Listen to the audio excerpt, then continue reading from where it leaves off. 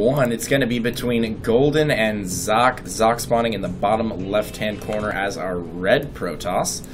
Map for the first bout of the evening is going to be Tal'Darim Altar. And in the top right-hand corner, we have his opponent, SlayerS Golden, a player we haven't really seen that much out of recently. And SlayerS continues to send out their much lesser-known players. They're not using their A-gamers. Yeah, it's interesting because SlayerS has been known to kind of throw out a lot of players. They have a big team, man. Yeah, they have the A team, and then they don't really call it the A team and B team, I don't think. But they have their core players: SlayerS MMA, Boxer, Puzzle, blah blah blah blah blah. But then they also have all these other players that they've been throwing out that are actually performing quite well. And it's always good to kind of see these new, fresh people come out and show what they've got, their talents, and show them to the viewers, show them to us, the caster, and kind of go down and see what they can do for their team. So here we are with SlayerS Golden versus ATN Socke. And, what are your predictions for this matchup? I mean, I don't know. It's up in the air. Tal'Darim, pretty huge map, often leads to some pretty epic macro games, especially with diagonal cross spawn. Yeah. Two players are very far apart from one another, and judging by the openings, it looks like we're going to have a Forge fast expand here from Socke, and SlayerS might actually be going for Hatch first, which is a little bit dangerous on this map. Yeah. You do... Oh, okay, so there's the pool. I was going to say, you do open yourself up to the potential for some cannon harassment, and there's also the triple pylon block at the choke to your main base. They can just wall that off with 3 pylons and start putting up cannons behind it, which I think we saw MC pioneer that. It was against Idra, I think, actually. I think so. Yeah. I've actually been the victim of some pretty interesting cheeses when you go for 15 hatch on this map. I mean, first of all, it's pretty hard already to open up with an early hatch against Protoss these days because of the Forge cannon dynamic. But if you do, go hatch first, I've been put in a position where my opponent has put gateways here and then sealed it off with pylons and gateways, and then I'm kind of screwed. Yeah. So there's a lot of interesting things that Protoss can do. You don't really want a 15 hatch. Apparently Golden's race isn't being displayed on the scoreboard for some reason. I don't know. We'll fix that. Give us 1 second, guys. I do apologize. 1 second. There we go. And there it is. There it is. So that pylon gonna finish, it looks like. No, he actually cancels it. And almost gets the block once again, sending that probe back in there. But Golden finally gonna clean up this scout, it looks like. Or at least train a few lings on it. Yeah, he's got 2 Zerglings, 4 Zerglings total on the map right now, so producing an extra pair of Zerglings here, which, some Zergs will do, some Zergs won't. That extra pair allows you to get a little bit more map control, and while he's attacking this probe and he's going to kill it, he's also mobilizing his 2 Zerglings across the map to control the towers and get vision across the board. Yep, and meanwhile, back at base, Socke has his first cannon up, the Nexus is going up. Already has his gateway. Look at that ping user. Very, very quick third base from Golden here. Yeah. In, I don't want to say a ninja location, but he certainly didn't take the time to break down the rocks and take his natural third, which would have been the safest. Right. The only thing about that is you do have to, invest in making units to kill down those rocks. So it takes a little more time. We've seen some players like Ret and Idra actually just build the hatchery right next to the rocks, foregoing destroying them, and then later kind of transitioning that into a macro hatchery, which I kind of like, but it looks like Golden is just going to go ahead and build a hatchery over here. Nothing too out of the ordinary.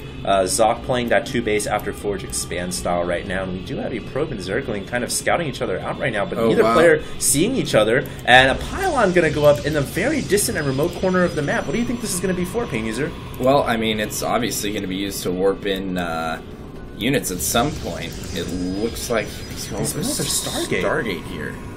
Interesting. Huh. Now, obviously this isn't for a proxy or anything, otherwise he probably would have put the Stargate out here. So yeah, maybe he's just using it for positioning. I mean, it's always nice for a Protoss player to have pylons around the map. Even if you don't actually use it right away, you don't use it to warp in units, you don't use it for proxy, you can still, it's still nice to have just for scouting purposes. And speaking of scouting, it's Golden. Yeah, Golden sees the pylon. Wow. He's been very active with that Zergling in the top left-hand corner of the map, and he's going to go start working on that pylon. Warp Gate tech is not even close to done, so that pylon ultimately is going to go down. Now, the Stargate here hasn't built a Void Ray yet. There we go. So he is going to make a Void Ray first. And try and get some harassment done with that. Now, this could be problematic for Golden because he's not going to have any creep spread between his third and his natural. So his third could really get isolated. Yeah. Speaking of problematic, there's a Zealot inside his mineral line right now, but the Zerglings will be able to dispatch of that. I think only one drone went down. No, one drone did go down for 2 probes so far in this game, and no doubt 2 of the probes, one of them building the pylon here and the other one doing the scout. But it does look like Golden is going to sick one of his Zerglings on that pylon, and he is going to kill that off, and it's very smart to do when you're a Zerg. You just don't want to have these random, out-of-the-way pylons completely exposing themselves on the map, because there's so many different things, as we discussed before, that Protoss can do with those pylons, so Golden being attentive and taking those out of the game. Yeah, it's so important as a Zerg to scour the entire map and look for those proxy pylon locations. I mean, it can really come back and bite you if you're not diligent about your scouting and not diligent about finding those proxy pylons, because before you know it, into the mid-game and the early-late game, they'll start warping in groups of 8 to 10 Zealots, running them into your third, running them into your fourth, and you just can't really afford to split your forces that thin and be running back and forth trying to deal with all those different warp-in positions that they have. It actually really...